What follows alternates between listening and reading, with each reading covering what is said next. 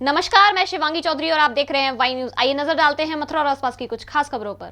इस news bulletin के प्रायोजक हैं बंसल फूड्स कृष्णानगर मथुरा। स्वादिष्ट भोजन का एकमात्र स्थान बंसल फूड्स। मंगलवार को एडीजी राजीव कृष्णा मथुरा पहुंचे। यहां उन्होंने पुलिस लाइन में एसएसपी समेत पुलिस अधिकारियों के साथ बैठक की और पंचायत चुनावों को लेकर सभी को दिशा निर्देश दिए। मंगलवार को एडीजी राजीव कृष्ण मथुरा पहुंचे। यहां उन्होंने पुलिस लाइन में एसएसपी समेत सभी पुलिस अधिकारियों की बैठक ली। आपको बता दें कि एडीजी राजीव कृष्ण द्वारा ये बैठक त्रिस्तरीय पंचायत चुनावों को लेकर की गई।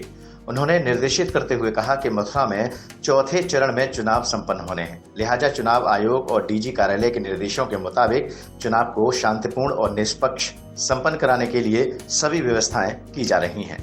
इन्हीं तैयारियों और होने वाले गंभीर अपराधों की समीक्षा के लिए वे मथुरा आए हैं। जहां जहां कोई कमी है उन्हें पूरा करने के लिए निर्देश दिए जा रहे हैं। उन्होंने कहा कि पंचायत चुनावों में संवेदनशीलता को देखते हुए व्यापक इंतजाम भी किए गए हैं। अपराधी और दबंग किस्म के लोगों के खिलाफ पुलिस सख्त रुख अपनाएगी। मथुरा में चौथे चरण में चुनाव यहाँ पर होने हैं और मथुरा में और सभी जिलों में चुनाव आयोग के निर्देशों के मुताबिक और डीजी ऑफिस के निर्देशों के मुताबिक चुनाव बिल्कुल निष्पक्ष, पारदर्शी और शांतिपूर्वक हो, इसके लिए सारी व्यवस्थाएं की जा रही हैं। उन्हीं व्यवस्थाओं की समीक्षा के लिए और कल कुछ यहाँ पर अपराध हुए थे, गंभीर अपराध हुए थे, उन अपराधों की समीक्षा के लिए मैं आज यहाँ पर मथुरा आया था और यहाँ पर उन सभी व्यवस्थाओं की विस्तृत उन पर चर्चा हुई है, उन पर समीक्षा हुई है। जहाँ जहाँ पर इम्प्रूवमेंट की आवश्यकता है या गुंजाइश है उसके बारे में उनको निर्देश दिए गए हैं और मुझे पूरा विश्वास है कि चुनाव भी बहुत शांतिपूर्वक और निष्पक्ष ढंग से होंगे और जो घटनाएं हैं वो भी वर्कआउट होंगी। मथुरा में यमुना एक्सप्रेसवे पर नोएडा से आगरा जा रही बस को हथियारबंद बदमाशों ने निशाना बनाते हुए करीब 1 दर्जन से अधिक सवारियों से लाखों रुपए की लूटपाट कर डाली, जिसकी सूचना पर आला अधिकारी मौके पर पहुंच गए। दिल्ली से महोबा जा रही डबल डेकर बस को आधा दर्जन हथियारबंद बदमाशों ने हाईजैक कर लिया। बस में बैठी सवारियों से सोने चांदी के आभूषण और लाखों रुपए की नकदी लूटकर बदमाश मौके से फरार हो गए। बता दें कि देर रात थाना सुरीर इलाके के यमुना एक्सप्रेसवे के माइल स्टोन संख्या 90 पर करीब आधा दर्जन हथियारबंद बदमाश खड़े हुए थे।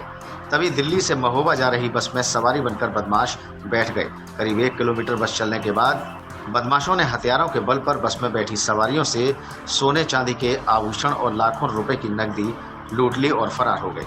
वारदात की सूचना जब पुलिस को मिली तो तत्काल मौके पर पहुंच गई, जहां जांच पड़ताल करने के बाद पुलिस बदमाशों की धरपकड़ के प्रयास कर रही है। वहीं बस हाईजैक और लूट की घटना की सूचना से पुलिस विभाग में हड़कंप भी मचा हुआ है। पुलिस के आला अधिकारी भी घटना स्थल पर पहुंच गए। एसएसपी ने बताया कि यमुना एक्सप्रेस वे होते हुए दिल्ली से बस महोबा जा रही थी। बीच रास्ते में सवारियों के लालच में ड्राइवर द्वारा बस को रोका गया।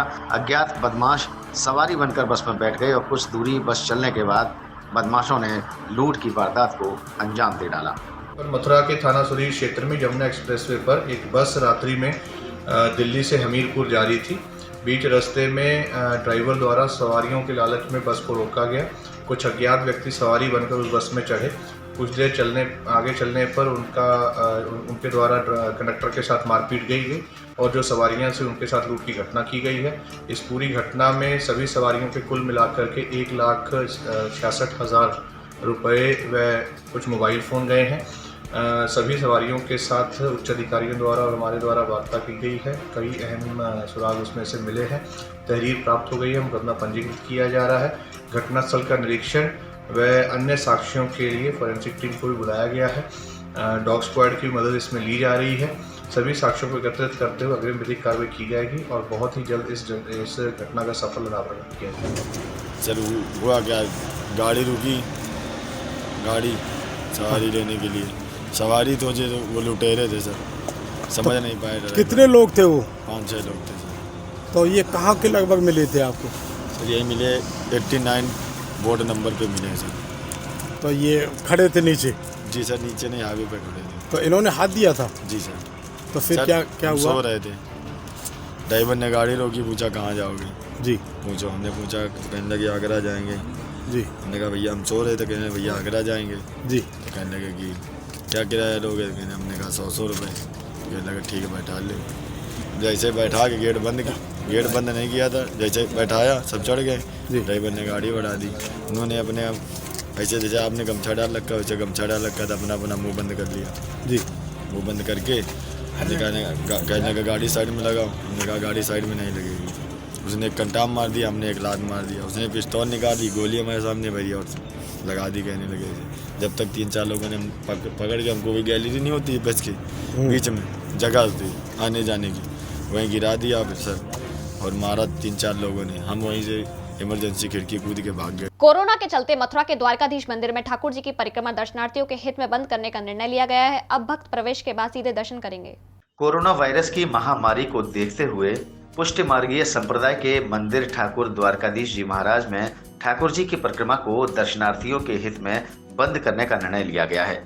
मंदिर के मीडिया प्रभारी राकेश तिवारी ने बताया कि मंदिर के गोस्वामी श्री श्री 108 ब्रजेश कुमार जी महाराज के आदेशानुसार मंदिर के गोस्वामी श्री श्री 108 डॉक्टर बागीश कुमार जी महाराज काकरोली युवराज जी के निर्देशन में मंदिर में आने वाले सभी भक्तों के हित में ये निर्णय लिया गया है कि भक्त केवल दर्शन करके सीधे निकलेंगे और ठाकुर जी की आरती भी दर्शन खुलने से पूर्व अंदर ही अंदर होगी और मंदिर के परिसर में किसी व्यक्ति को बगैर मास्क के प्रवेश नहीं दिया जाएगा। होगा गया था तो पूज्य महाराज श्री हमारे मंदिर के जो सेवायत हैं श्री श्री 108 गोस्वामी ब्रजेश कुमार जी महाराज, उनसे भी मेरी मुलाकात हुई और उसके बाद मंदिर के जो युवराज है काकरोली युवराज डॉक्टर बागीश कुमार जी महाराज, उनसे वार्तालाप के बाद यह निर्णय लिया गया कि मंदिर में आने वाले किसी व्यक्ति को और मंदिर में कार्य कर रहे हमारे सभी कर्मचारी व अधिकारियों को कोई इस प्रकार की शिकायत न हो कि वह संक्रमित निकले। इसके लिए अभी हमने ये निर्णय लिया है कि मंदिर में झांकी 8 खुलेंगी, लेकिन मंदिर में जो परिक्रमा है वो परिक्रमा भक्तों के लिए बंद की जाएगी और मंदिर में जैसे 8 झांकियाँ होती हैं और 8 झांकियों में 4 झांकियों में हमारे यहाँ आरती होती है और आरती में दिक्कत क्या होती है कि जैसे 10 बजे राजभोग के दर्शन खुले और आरती लगभग 10 से 10:20 होती है, तो जो व्यक्ति 10 बजे दर्शन के लिए आ गया वह 20 मिनट रुक के आरती पूरी करने के बाद ही जाएगा।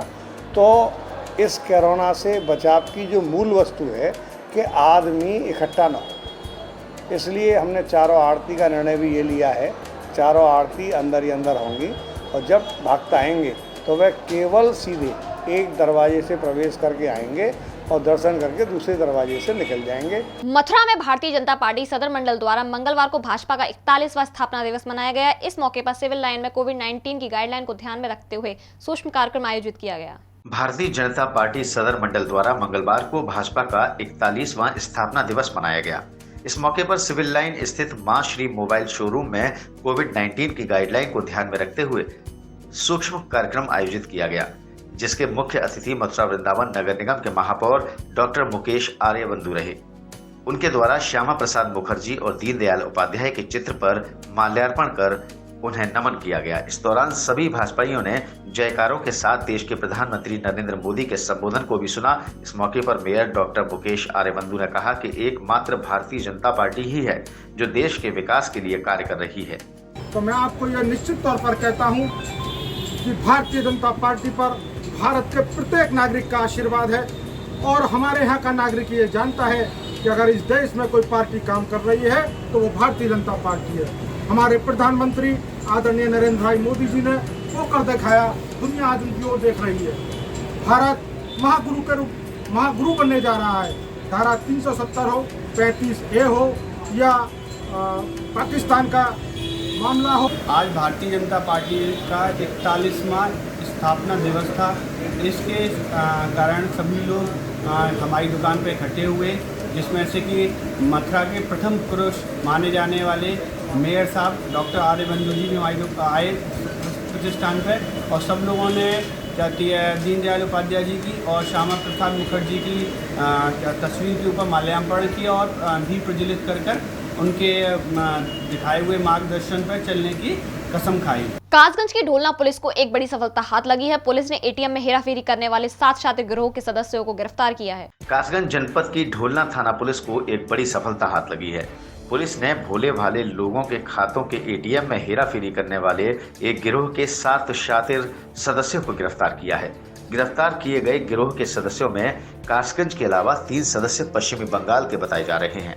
इस संबंध में एएसपी आदित्य प्रकाश ने मीडिया के सामने पूरा खुलासा किया। उन्होंने बताया कि ये अपराधी बेहद किस्म के शातिर हैं, जो कि फर्जी नाम से सिम बनाते हैं और उसके बाद उन्हें लोगों के खाता खुलवाने में लगाते हैं। पुलिस द्वारा की गई पूछताछ में मालूम पड़ा कि ये गिरोह अब तक बड़ी संख्या में लोगों को अपना शिकार बना चुका है। ये दिनांक 3 अप्रैल 2021 को ग्राम तैयबपुर के श्री बालकिशन द्वारा ये एफआईआर दर्ज कराई गई कि उनके ही गांव के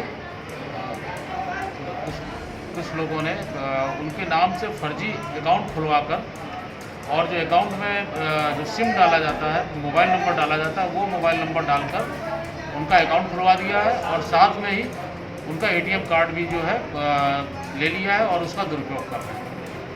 इस शिकायत के आधार पर थाना ढोलना की पुलिस के द्वारा जो है पूरी जांच की गई और पाया गया कि ये प्रकरण पूरा सत्य है और इस प्रकरण के संबंध में इनके द्वारा 7 लोगों को गिरफ्तार किया गया, जिनसे पूछताछ पर यह पाया गया कि ये पूरा एक गैंग ऑपरेट कर रहा था, जिसमें ये लोग भोले भाले ग्रामवासियों के अकाउंट खोलकर विभिन्न बैंकों में अकाउंट खोलकर उस अकाउंट में अपना मोबाइल नंबर फीड कराकर उनका अकाउंट नंबर खोलते थे और उनका एटीएम खुद ले लेते थे।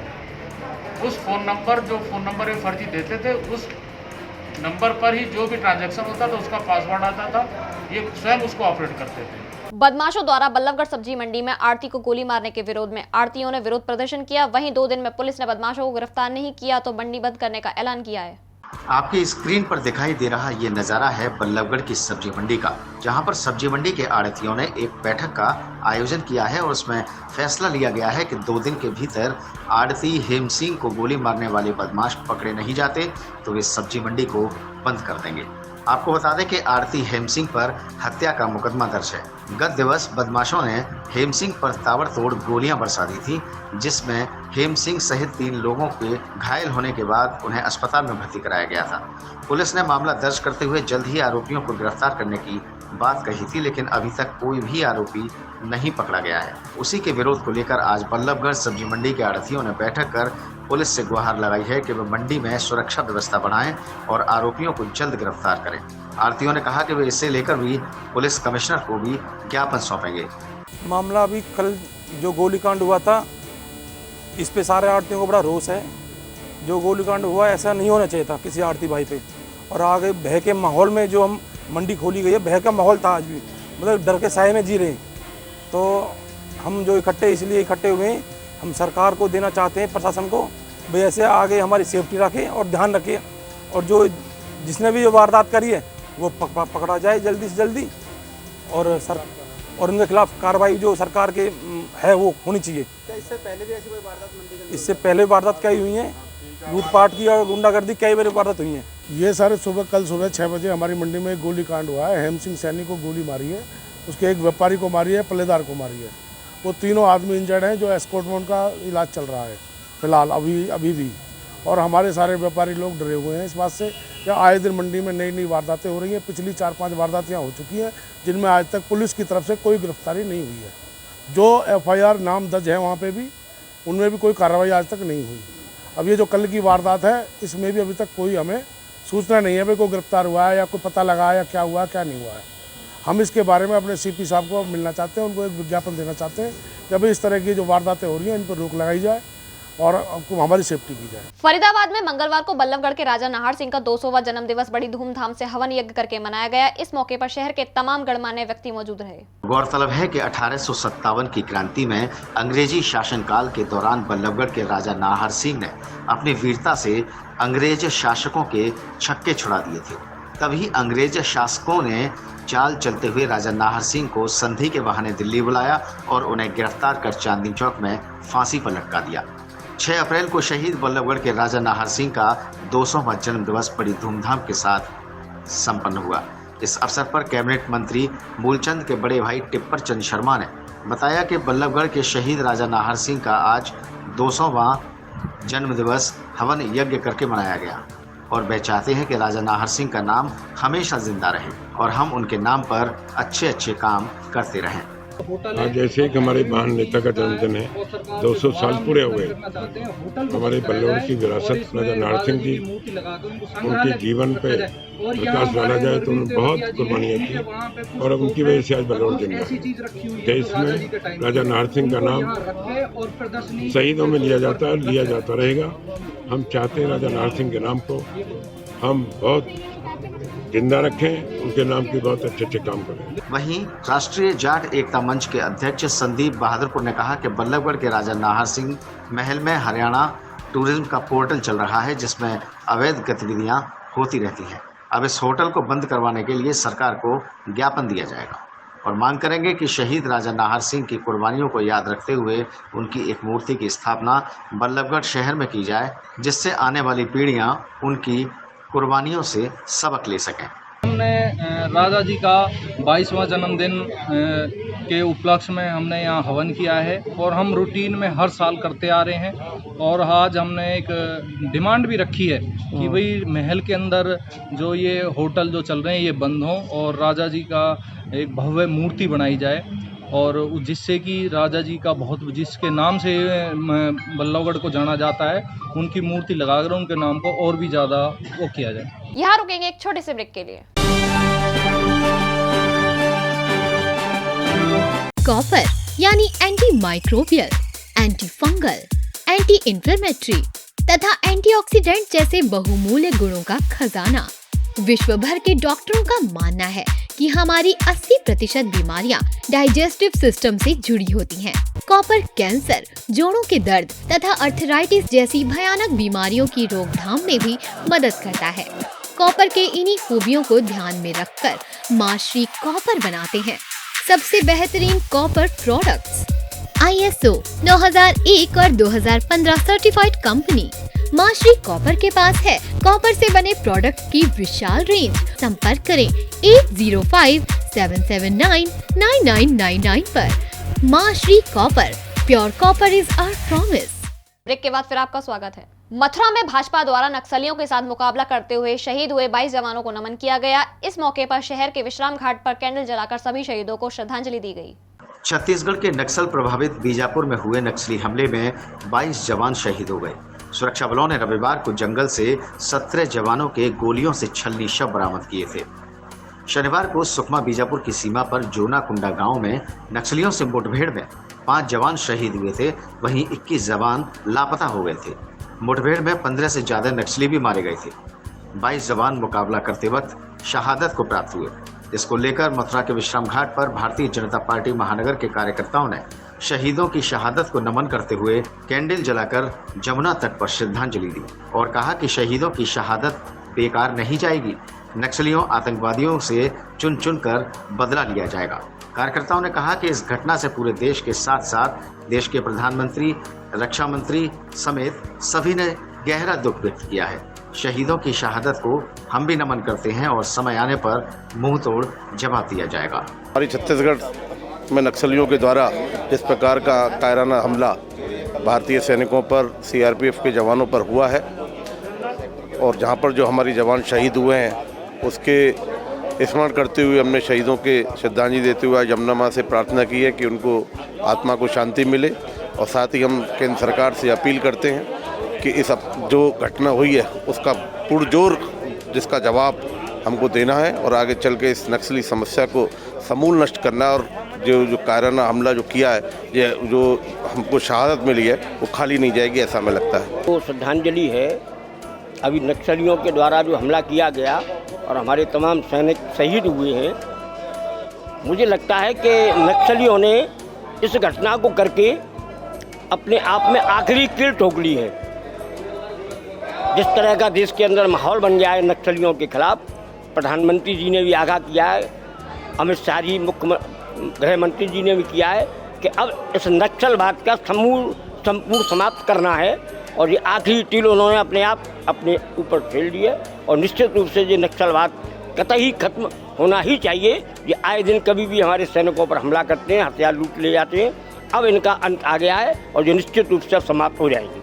जो हमारे शहीद हुए हैं 22 छत्तीसगढ़ में, उनके पीड़ित परिवारों के लिए सरकार पूरा ध्यान रख रही है और प्रधानमंत्री जी और गृह मंत्री जी भी उसका पूरा संज्ञान ले रहे हैं। और पहले भी अगर इस तरह की कोई वारदात हुई है और कोई भी हमारा सैनिक शहीद हुआ है तो भारतीय जनता पार्टी की सरकार ने उनके परिवारों का पूरा ध्यान रखा है। और यह व्यवस्था मैं आपके चैनल के माध्यम से ध्यान दिलाना चाहता हूं कि यह व्यवस्था भारतीय जनता पार्टी के अटल बिहारी जी की सरकार ने ही शुरू की थी, नहीं तो हमारे शहीदों को मरने के बाद में कोई पूछने वाला भी नहीं था। रही बात नक्सलवाद की, तो नक्सलवाद को अभी तक सरकार की सोच ये थी कि नक्सली जो हैं वह हमारे ही भाई बंधु हैं, कोई दूसरे देश के कोई हमारे दुश्मन नहीं है। इसलिए उनके ऊपर बड़ी शालीनता से विचार करते हुए उनको आत्मसमर्पण की ओर सरकार ले जा रही थी।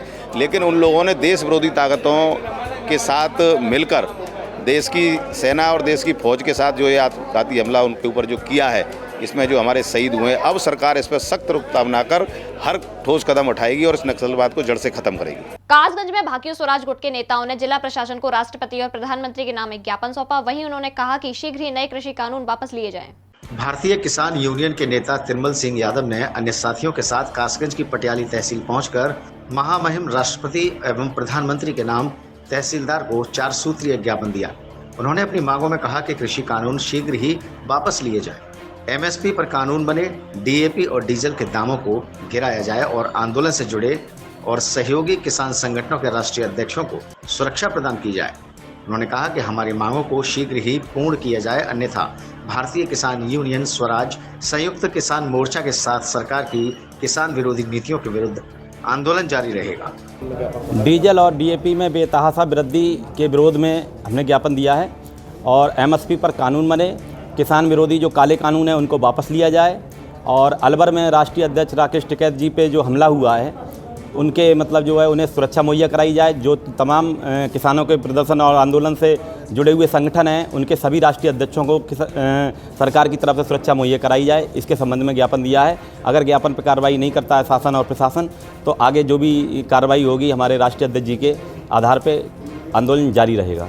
कासगंज में बढ़ते कोरोना के मरीजों को लेकर जिला प्रशासन अलर्ट हो गया है। मंगलवार को सदर डीएसपी ने बाजार में अनाउंस कर कोविड के प्रति लोगों को जागरूक किया। कासगंज जनपद में बढ़ते कोविड के मरीजों को लेकर जिला प्रशासन हाई अलर्ट पर है। वैश्विक बीमारी को लेकर प्रशासन किसी भी तरह की कोई कोताही नहीं बरतना चाहता। इसके बावजूद भी कोविड के मरीजों में दिनों दिन इजाफा हो रहा है।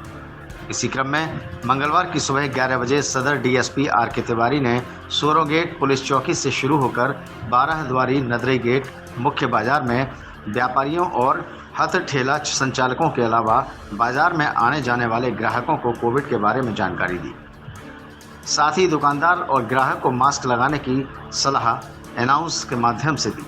उन्होंने कहा कि जिंदगी अनमोल है, कोविड-19 से बचने के लिए मास्क और 2 गज की दूरी बनाना बेहद आवश्यक है। बिना मास्क के कोई चीज़ न खरीदें और न ही कोई बिना मास्क के व्यापारी अपने प्रतिष्ठान पर बैठें। अगर कोई व्यापारी या ग्राहक बाजार में बिना मास्क के पाया जाता है तो उसके खिलाफ पुलिस द्वारा कार्रवाई की जाएगी। आप सैनिटाइजर का प्रयोग करेंगे और उनको थोड़ा दूरी पे खड़ा करेंगे और ऐसे आप चलते हुए का अपने पेठा नहीं बेचेंगे। मैं एक पूरे जो है दुकानदारों से अनुरोध करता हूँ, यहाँ पे जितने लोग हैं अपने यहाँ पे जो सामान है ढके और जो ग्राहक मास्क का प्रयोग नहीं करते हैं आप उन्हें सामान नहीं देंगे। आपके हाथों पर आप जो स्कार्फ पहनते हैं वो लगाए रखेंगे और आप सैनिटाइजर का प्रयोग करेंगे।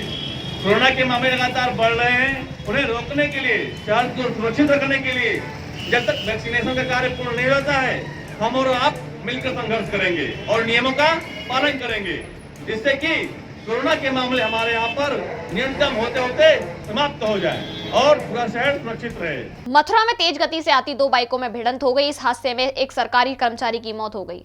पोस्टमार्टम गृह पर लाया गया ये शव उस सरकारी कर्मचारी का है जिसकी सड़क दुर्घटना में मौत हो गई। हम आपको बता दें कि कृषि विभाग के एसडीओ के सरकारी वाहन का चालक इंद्रजीत अपने एक साथी के साथ बाइक पर सवार होकर घूमने जा रहा था कि तभी रास्ते में इंद्रजीत की बाइक सामने से तेज गति में आती एक अन्य बाइक से टकरा गई, जिसमें इंद्रजीत की मौके पर ही मौत हो गई, जबकि उसका साथी घायल हो गया।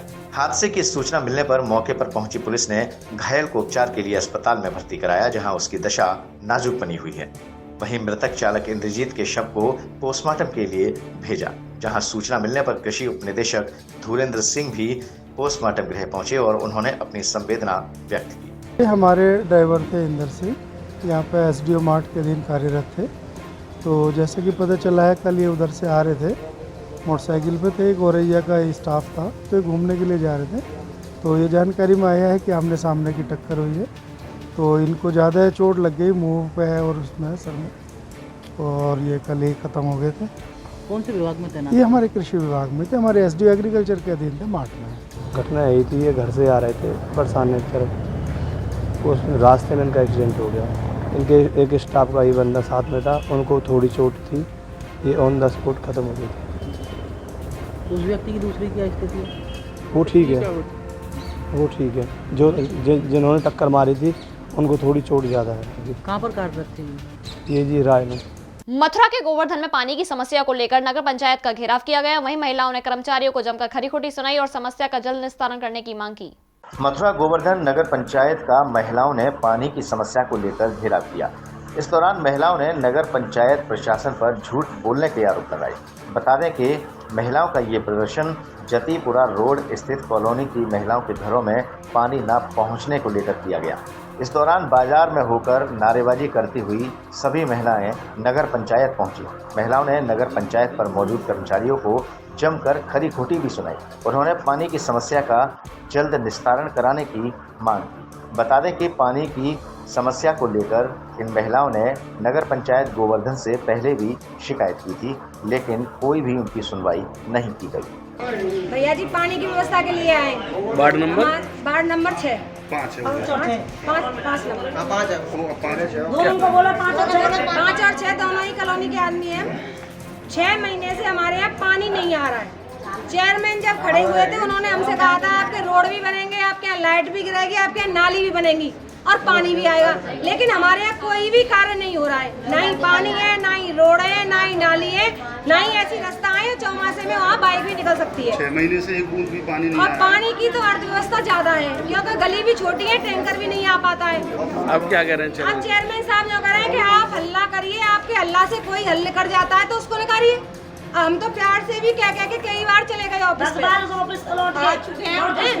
लेकिन उन्होंने कोई भी हमारी सुनवाई नहीं करते, क्योंकि गरीब आदमी कुछ कर नहीं सकते, तो इसलिए हमारी कोई सुनवाई नहीं करता है। पूरी बात तो भाई कोई ना कोई तो ऐसा हमारा होना चाहिए जो हमारी सुनवाई करे। मथुरा के अलवर डीग मार्ग स्थित अनाज मंडी का मंगलवार को व्यापारियों ने गेट बंद कर दिया और अधिकारियों द्वारा धोखाधड़ी किए जाने को लेकर जमकर नारेबाजी की। गोवर्धन स्थित मंडी समिति में कार्यरत कर्मचारी पर बकाया पैसों को न देने पर मंडी के व्यापारियों ने मंडी समिति का गेट बंद कर कर्मचारी और अधिकारियों के खिलाफ जमकर नारेबाजी और मंडी के गेट पर ही ये सभी व्यापारी धरने पर बैठ गए। व्यापारी शिव सिंह चौधरी ने बताया कि उसके मंडी समिति के कर्मचारी कैलाश सोलंकी पर साझेदारी में किए हुए आड़त व्यापार के लगभग 13,86,000 रुपये बकाया है। उन्होंने बताया कि वैसे तो लगभग 52 लाख रुपए का लेन देन सोलंकी पर था, जिसमें कुछ पैसा बाहर की पार्टियों पर फंसा हुआ था, जिसके बाद पंचायत में फैसले के बाद कैलाश सोलंकी द्वारा शिव सिंह को 13,82,000 के लगभग रुपए अदा करने थे, जो कि बार बार कहने के बावजूद भी उसने अभी तक नहीं दिए हैं और अब साफ तौर पर वह पैसे देने से मुकर रहा है, जिसे लेकर मंडी समिति के व्यापारियों में रोष व्याप्त है। कारण है, शिव सिंह आड़ती है, चौधरी शिव सिंह, उसका और सोलंकी जी का जो साझा था। सोलंकी जी कौन है? सोलंकी कैलाश सोलंकी जो यहाँ कर्मचारी बताए, मंडी समिति में सरकारी कर्मचारी बताए। अच्छा। उनका साझा चला, साझे के बाद में उनका बच्चा या वो उसमें कजू करके नहीं, यहाँ 35-36 लाख 40 तक का घोटाला वो चले गए। बाद में 4 बार पंचायत बैठी, मंडी समिति की पूरी व्यापारी थी, उसमें हिसाब 2 मुनीम करे गए 30-35 हज़ार रुपये में। उसके द्वारा बैठाए के हिसाब किताब किए। शिव सिंह चौधरी ने जो 4 आदमी ने करी, जो मुनीमंड कर दे वो मान लिए। 13.5 लाख रुपया, 13,81,000 रुपया तो कल देने उन्हें, जो वायदा था पंचों के द्वारा। कितने दिन का वायदा रहा था ये? या 6 महीना है कि राशि यार। अच्छा। और 46 लाख में थे, 40 लाख 52 लाख है, 52 लाख में थे आधे और आने, वो उसका केस है 32 लाख फंसे भाई, आधे। आज उन्होंने बिल्कुल इनकार कर दिया, बोले मंडी में हमें किसी का विश्वास नहीं, हम किसी को जमा नहीं करेंगे, हमारी बदनामी हो रही, अब हम पैसा नहीं पैसे देने से मना कर रहे हैं। फिर आपने क्या कदम उठाया? व्यापार सभा क्या कदम उठा रही है? व्यापार सभा जी है अपनी एकता बना रहे हैं साहब। एक आड़तिया संघ है दूसरे संघ होगा या वजह सचेत कर रहे हैं, ऊपर अधिकारी सूचना दे रहे हैं। वाई न्यूज खबरें भरोसे की। केरल महाराष्ट्र के बाद जनपद मथुरा में भी कोरोना संक्रमित मरीजों की संख्या में लगातार इजाफा होता जा रहा है और इस कोरोना संक्रमण के कहर के चलते सरकारी कार्यालय भी अब अछूते नहीं दिखाई दे रहे। हाल ही में विकास प्राधिकरण में एक कर्मचारी की रिपोर्ट कोरोना पॉजिटिव आई थी, जिसको लेकर मथुरा के स्वास्थ्य विभाग ने केडी मेडिकल कॉलेज में उस कर्मचारी को उपचार के लिए भर्ती करा दिया और उसके कॉन्ट्रैक्ट ट्रेसिंग के हिसाब से उसके परिवार की भी सैंपलिंग की गई थी। उस सैंपलिंग के अनुसार उसकी पत्नी भी कोरोना संक्रमित पाई गई है। इसी को दृष्टिगत रखते हुए आज संक्रमित कर्मचारी के साथ कार्य करने वाले कर्मचारी और अधिकारियों के भी कोरोना के सैंपल लिए गए और सभी सैंपल जांच के लिए लैब में भेजे गए हैं। ऐसे में जांच के बाद ही पता चल सकेगा कि आखिरकार कितने कर्मचारी और अधिकारी कोरोना संक्रमित पाए जाते हैं। MBDA मथुरा में 3 दिन पहले कर्मचारी पॉजिटिव आए थे, तो उनकी जो कॉन्टैक्ट ट्रेसिंग की गई, तो उसी आधार पर आज जो MBDA मथुरा में सैंपलिंग की जा रही है और करीब अभी तक 50 करीब सैंपलिंग हो चुकी है। बाकी पूरे स्टाफ की सैंपलिंग होगी आज। क्या पॉजिटिव? अभी नहीं, अभी तो RT-PCR लिया जाएगा सभी का और कुछ लोगों के एंटीजन भी लगाए जा रहे हैं। अभी तक अभी कोई पॉजिटिव नहीं है। वाई न्यूज खबरें भरोसे की। भारतीय जनता पार्टी के स्थापना दिवस पर मथुरा में आयोजित कार्यक्रम में शामिल होने पहुंचे उत्तर प्रदेश सरकार के कैबिनेट मंत्री लक्ष्मी नारायण चौधरी ने सरकार द्वारा खोले गए गेहूं खरीद केंद्रों को लेकर मीडिया के साथ चर्चा की। मीडिया से हुई बातचीत के दौरान उन्होंने कहा कि मथुरा में कुल 85 गेहूं खरीद केंद्र खोले गए हैं और सभी खरीद केंद्रों पर गेहूं की खरीद भी शुरू हो चुकी है। मथुरा में शुरू हुए गेहूं खरीद केंद्रों को लेकर कैबिनेट मंत्री लक्ष्मी नारायण चौधरी ने बताया कि उन्होंने प्रदेश के मुख्यमंत्री से आग्रह किया था कि 1 अप्रैल तक मथुरा में सभी खरीद केंद्र खोले जाएं, जिसके बाद मथुरा प्रशासन ने भी तत्परता दिखाते हुए 31 मार्च तक सभी 85 खरीद केंद्रों को खोले जाने की तैयारी पूरी कर ली और अब इन केंद्रों पर गेहूं की खरीद भी शुरू हो चुकी है। मथुरा जनपद में इस बार 85 गेहूं के खरीद केंद्र खोले गए हैं। पूर्व में ये देखा जाता था, चूँकि पूर्वी उत्तर प्रदेश में, मध्य उत्तर प्रदेश में हमेशा फसल 1 माह लेट आती है, इसलिए 20 अप्रैल और 15 अप्रैल तक यहाँ बारदाना नहीं आता था, खरीद केंद्र चालू नहीं हुआ करते थे। अब के आदरणीय मुख्यमंत्री जी से मैंने अनुरोध किया था कि 1 अप्रैल से हर हालत में मथुरा जिले में खरीद केंद्र चालू होने चाहिए। मुझे इस बात की प्रसन्नता है कि जिला प्रशासन ने, मैंने भी कहा, ऊपर से निर्देश आए, 31 तारीख की शाम तक हर खरीद केंद्र पे बारदाना पहुंच गया था और 1 तारीख से हमारे ज़िले में खरीद शुरू हुई। आज ख़ास तौर से छाता क्षेत्र की रिपोर्ट मेरे पास आती है, छाता विधानसभा की, वहाँ 15 खरीद केंद्रों पे कल तक 3000 कुंटल गेहूँ खरीदा जा चुका था। कोई भी खरीद केंद्र ऐसा नहीं है कि जिस पे कम से कम 2,500-3 हज़ार बोरे उपलब्ध न हो। उठान का भी पूरा प्रबंध किया गया है। सीधा आदरणीय मुख्यमंत्री जी का ये उद्देश्य है कि किसी भी कीमत पे किसान की लुटाई नहीं होगी। 1975 रुपये सरकार खरीद केंद्र पे अपने पे खरीद करके किसान के खाते में दूसरे ही दिन 24 घंटे के अंदर पैसा पहुंचाएंगे। गेहूं खरीद केंद्रों पर किसान और सरकार के बीच में किसी प्रकार का कोई फासला न हो। उन्होंने कहा कि सभी अधिकारियों को सख्त निर्देश दिए गए हैं कि किसी भी प्रकार की दलाली गतिविधि या दलाल गेहूं खरीद केंद्रों पर सक्रिय नहीं होने चाहिए। यदि ऐसा हुआ तो सख्त कार्रवाई की जाएगी। जो पुराने दलाल हैं उनके पेट में दर्द हो रहा है, इसलिए उनको ये हजम नहीं हो रहा है। सीधे 1975 रुपये किसान के खाते में जाए। वो कम से कम 200, 300, 400 रुपये की दलाली करते थे। मेरी नोटिस में भी आया है कि कल कोसी कला में भी कुछ दलालों ने कोशिश की।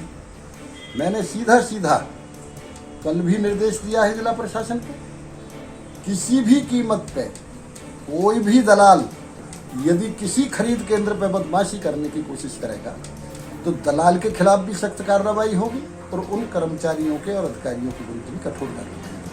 उत्तर प्रदेश सरकार के कैबिनेट मंत्री लक्ष्मी नारायण चौधरी ने किसानों के गेहूं खरीद को लेकर बताया कि सरकार उचित कीमत पर किसानों के गेहूं की खरीद करेगी और गेहूं खरीद के एवज में जो राशि होगी वह सीधे किसान के खाते में 24 घंटे के भीतर ट्रांसफर कर दी जाएगी। वाई न्यूज़, खबरें भरोसे की। सोरो कोतवाली क्षेत्र के नगला खंजी निवासी होडेल सिंह के मुताबिक उन्होंने अपनी 28 वर्षीय बेटी की शादी कासगंज कोतवाली क्षेत्र के नगला नाई निवासी सत्येंद्र उर्फ बबलू के साथ 13 वर्ष पूर्व की थी। शादी के बाद मीरा ने 2 बच्चों को जन्म भी दिया। मृतका के चाचा रामपाल का आरोप है कि शादी के बाद से मीरा के ससुराली जन उसके साथ मारपीट करते रहते थे। बीते दिन उसके साथ मारपीट की, जिससे उसके गले और शरीर पर चोट के निशान भी हत्या की पुष्टि कर रहे हैं। साथ ही उसके ससुराली जन शव को घर में छोड़कर फरार हो गए। फिलहाल मृतका के पिता ने कासगंज कोतवाली पुलिस को तहरीर देकर कार्रवाई की मांग की है। वो मेरी भतीजी है, वो गांव नगला नाई पड़ता है कासगंज जिले में। वहाँ ब्याही हुई थी, करीबन 9 साल शादी को हुए। उसके बाद हमें कल 3 बजे पता चला कि आपकी भतीजी ख़त्म हो गई है। तो हमने वहाँ जाकर मौके पर देखा तो उसके चोटें फोटे थी, मारपीट की हुई थी और शायद हमें ऐसा लग रहा है कि उन्हें मार दिया गया। जैसे भी किया है मारा गया है हमारी नज़र में। किस तरीके से क्या हुई है? मारपीट के निशान हैं उनके शरीर पर और गले पर भी कुछ निशान हैं, जैसे कि उन्होंने गला घोट कर हत्या की हुई है। फिलहाल इस बुलेटिन में इतना ही। देखते रहे वाई न्यूज़। नमस्कार। कॉपर यानी anti microbial, anti fungal, anti inflammatory तथा एंटीऑक्सीडेंट जैसे बहुमूल्य गुणों का खजाना। विश्व भर के डॉक्टरों का मानना है कि हमारी 80% बीमारियां डाइजेस्टिव सिस्टम से जुड़ी होती हैं। कॉपर कैंसर, जोड़ों के दर्द तथा अर्थराइटिस जैसी भयानक बीमारियों की रोकथाम में भी मदद करता है। कॉपर के इन्हीं खूबियों को ध्यान में रखकर मां श्री कॉपर बनाते हैं सबसे बेहतरीन कॉपर प्रोडक्ट्स। ISO 9001 और 2015 सर्टिफाइड कंपनी मां श्री कॉपर के पास है कॉपर से बने प्रोडक्ट की विशाल रेंज। संपर्क करें 8057799999 पर। Maa Shri copper, pure copper is our promise.